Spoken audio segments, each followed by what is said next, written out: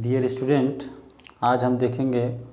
Class 10th के प्रश्नावली 1.2 का 5वां क्वेश्चन। जांच कीजिए कि क्या किसी प्राकृतिक संख्या n के लिए संख्या 6 टू द पावर n अंक शून्य पर समाप्त हो सकती है। तो इसको जानने के लिए हम इसका सलूशन करेंगे।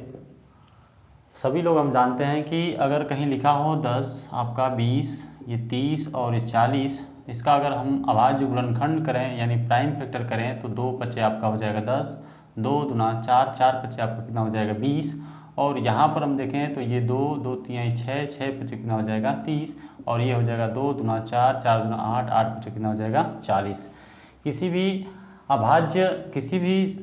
संख्या जो शून्य पर अगर समाप्त होती है तो उसके अभाज्य गुणनखंड में 2 भी और 5 भी दोनों का सम्मिलित होना जरूरी है, नहीं तो वो संख्या शून्य पर समाप्त नहीं होगी, संख्या का अंक जो होगा शून्य पर समाप्त नहीं होगा। तो देख रहे हैं कि इसमें भी 2 5 है, इसलिए 10 जो है 0 पर समाप्त है, और 2 5 इसमें भी सम्मिलित है, इसलिए 20 में भी ये संख्या शून्य पर समाप्त है, और इसमें भी 2 5 सम्मिलित है, इसलिए 30 भी संख्या का अंक जो है शून्य पर समाप्त है, और इसमें भी देख रहे हैं 2 5 सम्मिलित है, इसलिए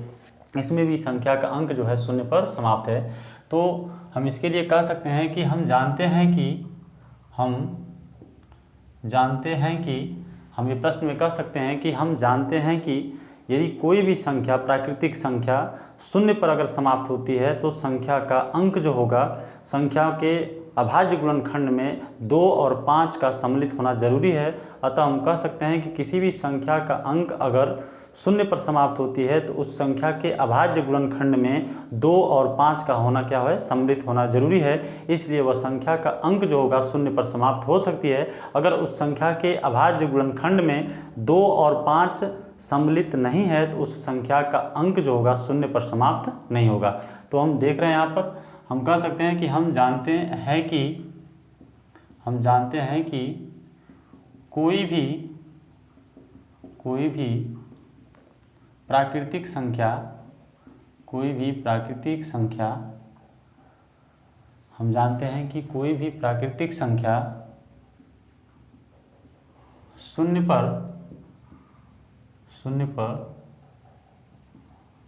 पर समाप्त होती है जब वह 2 व 5 से क्या हो, विभाज्य होती है, 2 और 5 से विभाज्य होती है तथा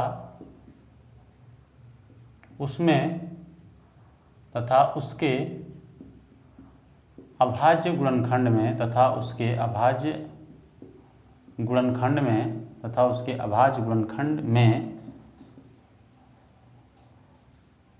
अभाज्य संख्या 2 और 5 होना चाहिए, 2 और 5 होना चाहिए। अर्थात इसके बाद हम कह सकते हैं जो दिया है संख्या, अब हम क्या कहेंगे कि अब संख्या जो दिया है 6 टू द पावर n है, इसका हम प्राइम फैक्टर यानी अभाज्य गुणनखंड करेंगे तो क्या कर सकते हैं 2 × 3 टोटल टू द पावर हम कर सकते हैं n, और इसको लिख सकते हैं कि 2 टू द पावर n गुणे 3 टू द पावर n। अब यहाँ हम देख रहे हैं यहाँ पर कि जो संख्या है 6 टू द पावर n वो इसके अभाज्य गुणनखंड में 2 और केवल 3 सम्मिलित है। तो हम कह सकते हैं कि यहाँ पर जो संख्या है, यहाँ पर जो आपकी संख्या है, संख्या के यहाँ संख्या 6 टू द पावर n के अभाज्य गुणनखंडों में क्योंकि यहाँ संख्या के अभाज्य गुणनखंडों में केवल 2 व 5 है, केवल 2 और 5 नहीं, 2 और 3 है, 2 और 3 है। अंकगणित की आधारभूत प्रमेय के अनुसार अंकगणित की आधारभूत प्रमेय के अनुसार ये यूनिक होता है, अद्वितीय होता है। ये अद्वितीय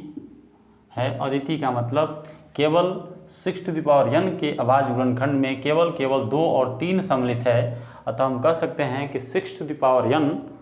अतः 6n के अभाज्य गुणनखंड में, अतः 6n के अभाज्य गुणनखंड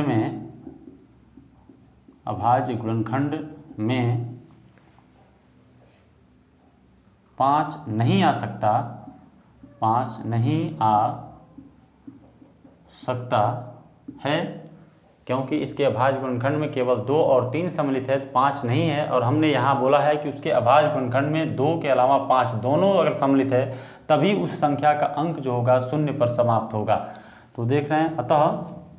आप लिख सकते हैं, अतः संख्या 6n, अतः संख्या 6n, अतः संख्या 6n जो है का अंक 0 पर समाप्त नहीं हो सकता,